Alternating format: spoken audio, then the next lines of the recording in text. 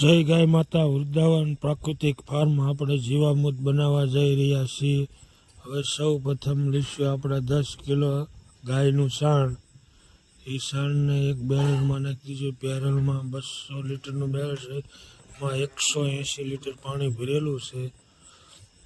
10 kilo આપણે ગાયનું સાણ નાખી દીધું છે। હવે નાખશું 5 લીટર ગૌમૂત્ર। દેશી ગાયનું છે ગૌમૂત્ર।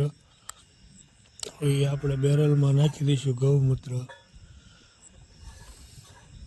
ગૌમૂત્ર આપણે નાખી દીધું છે। હવે નાખશું 1 કિલો ગોળ। 1 કિલો ગોળ આપણે બેરલમાં નાખીએ છીએ।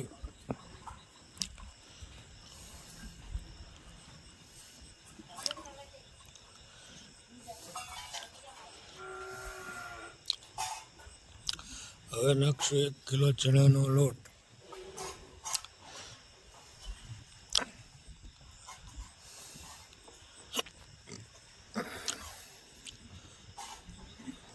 હવે નાખશું સીધા પાળા નીચેની માટી 1 મુઠ્ઠી।